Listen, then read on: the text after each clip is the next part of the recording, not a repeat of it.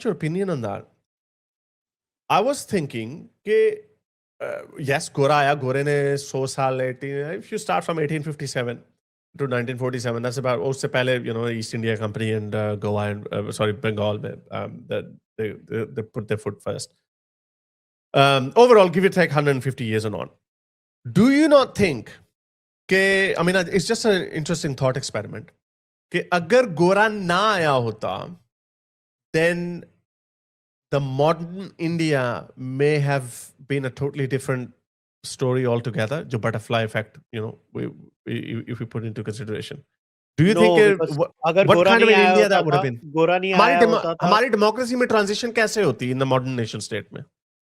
Modern nation state में definitely आज की डेट में उसका सबसे बड़ा example Indian constituent assembly debates हैं, क्योंकि इंडिया ये सबसे बड़ी गल में ये यहाँ पे मैं बोलता हूँ यहाँ पे ये कॉलोनियलिज्म है, क्योंकि बहुत सारे एंशिएंट रिकॉर्ड्स को पढ़ा नहीं जा रहा है। और मैं वोक आर्ग्यूमेंट नहीं दे रहा हूँ because I fucking hate wokeism, मगर ये जो एक अजम्पशन है ना कि जब तक मैं तुम्हारे पास नहीं आऊं तुम्हारे को मेरे आइडियाज और मेरी चीजों का एक्सेस नहीं मिलेगा, ये बहुत बोगस सी आर्ग्यूमेंट है कि इंडिया में डेमोक्रेसी नहीं आती थी अगर अंग्रेज हमको रूल नहीं करता था। ऐसा कोई कारण नहीं है। इंडिया ने बहुत सारे गवर्नेंस सिस्टम्स को उसके पहले अडॉप्ट किया हुआ है, जो दूसरे देशों में जाके इंडियंस ने सीखा और दूसरे देश इंडिया में आके इंडिया से सीख के गए। इसका सबसे बड़ा एग्जाम्पल है, there is a beautiful book of how ideas transferred between India and the Greeks. This is pre Christianity की मैं बात कर रहा हूं।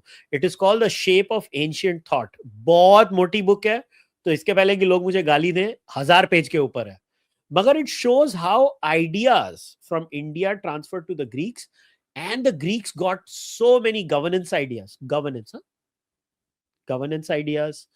metaphysical ideas. इंडिया मेटाफिजिकली बहुत इन्फ्लुएंस करता था लोगों को, और बहुत सारे लोग पॉलिटिकल सिस्टम्स में इंडिया को इन्फ्लुएंस करते थे, और इंडिया बहुत इजीली लोगों के पॉलिटिकल सिस्टम्स को अडॉप्ट भी कर लेता था अगर it made sense from them. दूसरा, अगर इंडिया और पर्शियन एम्पायर का इंटर रिलेशनशिप आदमी स्टडी करे, मैं कोई हिस्ट्री में एक्सपर्ट नहीं हूं, मगर it is a very fascinating bit. मेरा इसमें सिर्फ पर्शियन एम्पायर में इंटरेस्ट क्यों आया, क्योंकि वो आर्यन माइग्रेशन और ह्यूमन माइग्रेशन के सब्जेक्ट को मैं बहुत फैसिनेशन से पढ़ता हूं, वहां पे भी है। तो I will not be surprise India would have been a democracy much faster, और India would have been a democracy much later. Both are equally probable, but to say India would not have been a democracy is something I don't agree with, because 3-4 India इतना Islamic नहीं होता। सबसे बड़ा impediment to Indian grow movement towards democracy is Islamism, because Islam and democracy are not compatible.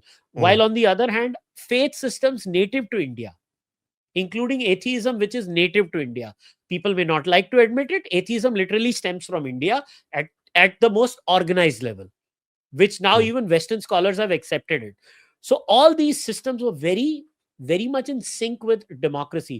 So would Indian systems have been exactly like them? No, but it would have been like, even जब हमने हमारी Constituent Assembly debates की, every single democratic document of the world was considered before India adopted its own democratic document. We had a great debate on what other countries had at that time. And for your kindest information, India gave women a right to vote the day it became a democracy.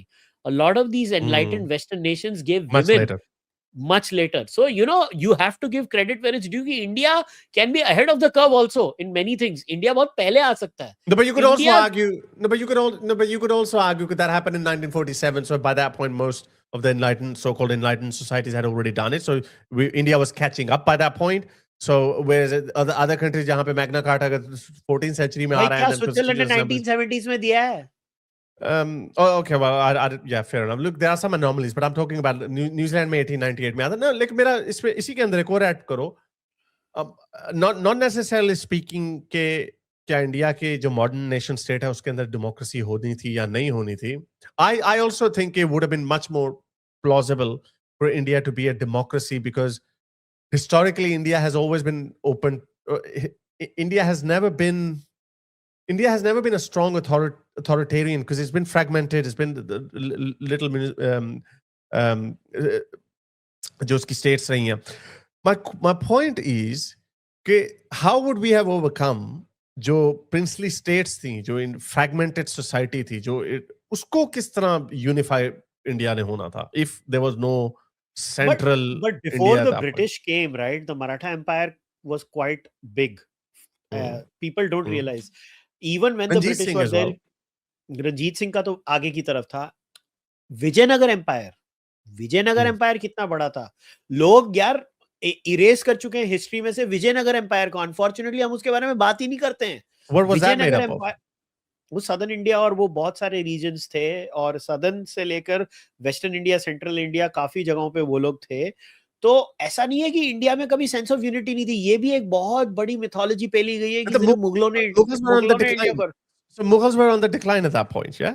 या मुगल निकले, मगर वो space बहुत आसानी से भरा गया था और काफी बड़े चंक्स में भरा गया था. Do you जो think there could have been हमारा a civil पूरा war though? No, but there could have been a civil war in the maybe in कहाँ the हुई? late in the देख 18th नॉर्मल century, वॉर्स जो 19th होती थी ना, वो नॉर्मल जो फाइट फॉर पावर होती है वो होती है. इसके ऊपर थोड़ा राजपूत और मराठा कॉन्फ्लिक्ट्स जो होते थे, इसके ऊपर एक अच्छी बुक लिखी है एक हिस्टोरियन ने, त्रिपुर दमन सिंह ने. He has done good work. Then obviously Maratha history है. मैं महाराष्ट्र से हूँ, तो हमारे को स्कूल में थोड़ा मराठा हिस्ट्री का ज्यादा सिखाया जाता है. बट महाराजा रंजीत सिंह ने भी, उनका तो एक सर्टेन टाइम तक ही था एम्पायर, महाराजा रंजीत सिंह का. मगर इवन स्मॉल सिंबलिज्म मैटर्स. महाराजा रंजीत सिंह का जो साइन सिंबलिज्म था, उसमें काली माँ भी थी. Maharaja Ranjit Singh was very clear, I am a Hindu and Sikh both. उनके लिए वो लाइंस ब्लर्ड नहीं थी, वो दोनों थे. वो सिखों को भी सिख भी थे और ये भी थे. और you know what the irony of ironies is, एक सिखों में एक कॉन्सेप्ट होता है तनखाइयां का. तनखाइयां एज इन तूने गलती कर दी है, sinner kind of a thing. वो तो उसको तनखाइयां करते हैं, और you have to come to the Akal Takht and repent. Do you know one of the people who was a tankhaiya was Maharaja Ranjit Singh as per the Sikh orthodoxy. So ये भी So, ये बहुत सारी so फैसिनेटिंग चीजें you होती है. But who do you India think would have come out on eventually top? Would have. Who do you think would have come out on top? Because relinquishing power तो हमेशा challenge होता है ना. Let's just say by the late 19th century, early 20th Maratha century, there no Gora. So Maratha would Maratha and you dynasty. and you think they would have unified all of India and then they would have transitioned to democracy at some point. I think major chunk Marathas का होता था, and और एक southern chunk होता था. ये होता था. दो मेजर फोर्सेस होते थे इंडिया में यूनिफिकेशन के. एंड इवेंचुअली देख, even when the British left India, people forget again two wonderful books by VP Menon, जो सरदार पटेल के कैबिनेट सेक्रेटरी थे, जो जिनकी वजह से ये सारी प्रिंसली स्टेट्स इंडिया में आई है. उसकी पूरी हिस्ट्री है. अनफॉर्चुनेटली उसकी हार्ड कॉपी अभी मिलती नहीं है इतनी आसानी से.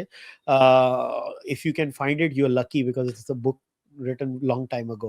But you have to read how they managed to convince all the princely states. The biggest reason people don't understand is British gave 3 options: join Pakistan, join India, remain independent. The British did not give 2 options.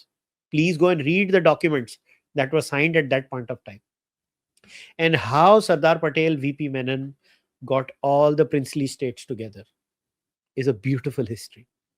So it can be done. It's not like Of it course. can't be done. Look, the world would have kept spinning. So you think in this thought experiment, Gora kabhi na aaya hota, Maratha might have taken over, and by 20th century, early 20th century, we would have had a unified India. तो उसका जो legal code वगैरह जो होना था, that would still have been, even if it became a democracy, अगर वो democracy बन भी जाता, we would have been living in a very different India today, no? Very different India in many जब ways. penal code different होना था, जो कुछ traditions आए parliament के, I get your point के it would have been a democracy of some sort, so maybe it would have been totally indigenous. India में तो होती थी. अगर इंडिया मेजॉरिटी, देख पहली बात ये होता था कि इंडिया पाकिस्तान अलग नहीं होता था. Oh yeah, that's a good point. Yeah, India 100%. Pakistan अलग नहीं होता था, 100% अलग नहीं होता था. Hmm. दूसरी बात, मुस्लिम पॉपुलेशन का एक्सप्लोजन इतना नहीं होता था. I can guarantee you that much also. Why? Why is that? Because Pakistan Muslims- में एक्सप्लोजन नहीं होता था, क्योंकि हिंदू असर पाकिस्तान पे होता, पाकिस्तानी साइड ऑफ इंडिया पे होता, और बांग्लादेशी साइड ऑफ इंडिया पे होता. No, but Musliman would have always had that belief, like we have to. Muslims are a bit more defensive and protective over their identity, and they would have believed, we have to. I mean, at some in fact, मैं ये काफी I think I am very confident कि Hindu population ज्यादा होती अगर आज आज का पाकिस्तान और बांग्लादेश इंडिया के छत्रछाया में होता, हिंदू किंग्स के अंदर होता ना, तो मुस्लिम पॉपुलेशन इतनी नहीं होती थी। इसका ये मतलब नहीं है कि वो जो खतने करा रहे होते थे लोगों के यहाँ उल्टा खतने का उल्टा नसबंदी करा रहे होते थे, ये सब नहीं मैं कह रहा हूँ, nor do I think, but India would have figured it's way out. Because अगर तू हिंदू की हिस्ट्री देखेगा, जो तेरी हिस्ट्री भी है, मेरी और तेरी दोनों की हिस्ट्री है, वो हिंदू हमेशा आइडियाज को अडॉप्ट कर लेता है।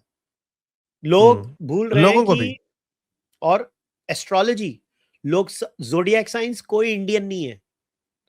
सबसे पहली किताब जो भारत में जानी मानी जाती है उसका नाम है यवन जटका।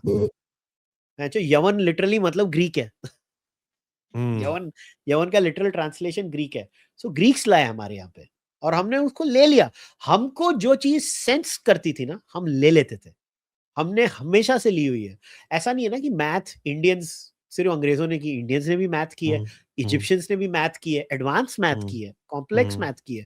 और इंडस्ट्रियल रेवोल्यूशन का जो था ना कि इवेंचुअली यू जस्ट कांट देख, क्योंकि अंग्रेज एक बार इंडस्ट्रियल रेवोल्यूशन हो गई ना, उसके बेनिफिट्स इतने ज्यादा थे ना कि कोई भी पूरे वर्ल्ड में कोई उसको अवॉइड नहीं कर सकता। कोई वर्ल्ड नहीं अवॉइड कर सकता उसको। Even the steam engine की वजह से they leapfrogged over the Hungarian-Russian, what was that empire? Anyway, the Austro-Hungarian Empire or the French Empire. उसको they overtook both of them as soon as the Industrial Revolution happened in the UK. But लेकिन उनकी proximity की करीब की वजह से they also caught up a lot quicker. One more question on that. So yeah, एक और जो point उसके अंदर वो ये था कि not only just ideas, you actually took people in as well. I always say this. जब भी मेरी इसके ऊपर बात होती है, I say कि पारसी, यहूदी, मुसलमान, any group of people, whoever came to India, सबको लिया इंडिया ने, they accepted. They were accepted. In fact,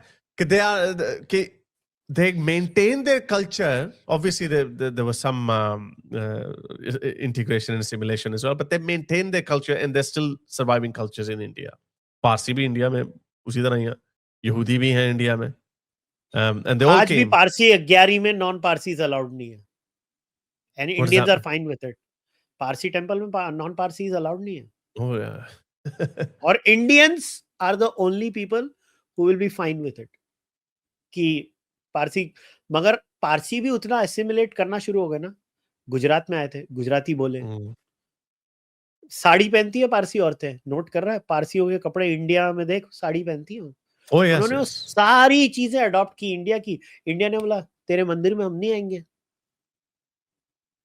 तो हम लोग ये मामला है, तेरे को बोल रहा हूँ, इसके लिए मुझे हंसी आती है जब मेरे को जेन्युइनली जब लोग बोलते हैं ना डाइवर्सिटी, मैं तो चाहता हूं तू एक बार इंडिया आ, सच में तेरे को कह रहा हूँ, एक बार इंडिया आएगा, मैं तेरे को घुमाऊंगा, जब तुझे आइडिया होगा तू बोलेगा भैंचो ये डाइवर्सिटी इसको बोलते हैं जो इंडिया में है।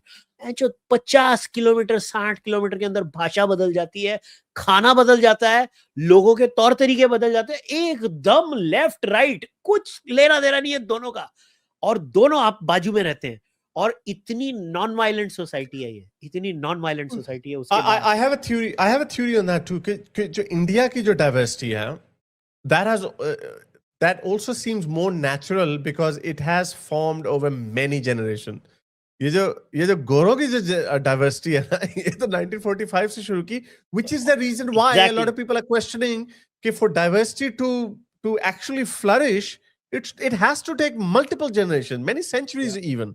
So that's why कि यहाँ पे जो total societal collapse जो हो रहा वेस्ट में, that is happening because it was artificially constructed. They try to हाँ भाई हम इसको बीच में डाल देते हैं। एवोल्यूशनरी टाइम स्केल में इंडिया के पास बहुत टाइम था और इंडिया में क्लैशेस हुए, वो डाइवर्सिटी अचीव करने के लिए वो क्लैशेस हुए। सब कम्युनिटी में नहीं हुए, मगर मुसलमानों के साथ तो हुए, लाइक इट और नॉट हुए, और रिसेंटली तक होते रहे और वो होते ही रहेंगे। खैर मुस्लिम तो वो तो एक प्रॉब्लम चाइल्ड है ना, वो तो पता But all the other ones, I'm sure कि they would have happened at some point, village level पे हो गए, नहीं, उसके सी बच्चे ने उसको कर दिया. इंडिया में कैसा होता है, इंडिया में और ये नहीं है कि कोई इंडिया पैराडाइज है, इंडिया में कास्ट प्रॉब्लम्स हैं, मिसोजिनी है, सब कुछ है. इंडिया में ये सब चीजें हैं. सो बिफोर समबडी सेज कि नहीं इंडिया कोई पैराडाइज है, कहीं घंटा मेरा पैराडाइज. लेकिन वो उसी एक्सपेक्टेड ट्रेजेक्टरी के अंदर आता है ना. वो तो एक्सपेक्टेड है ना कि अब जैसे कई लोग कहते हैं डोमेस्टिक वायलेंस है. Domestic violence has appeared in every single culture. कोई कल्चर ये नहीं कह सकता कि हमारे कल्चर में डोमेस्टिक वायलेंस नहीं है. हर कल्चर में डोमेस्टिक वायलेंस आया, उसके अंदर भी डाइवर्सिटी आई है. तो जो प्रॉब्लम्स होती हैं वो भी डाइवर्सिटी के साथ आती हैं. पर however if you want to talk about maturity of diversity, that's a very good argument actually, कि जो इंडिया की डाइवर्सिटी है वो एक मैच्योर ऑर्गेनिक डाइवर्सिटी है. सोल डीप है. मैं ना निकोलस नसीम तलेब ने एक skin deep versus soul deep, उसने एक अच्छा टर्म यूज किया था वन ऑफ हिज बुक्स में. इंडिया की डाइवर्सिटी सोल डीप है. वो हमारी लिटरली हमारी नसों में है, हमारी रगों में है.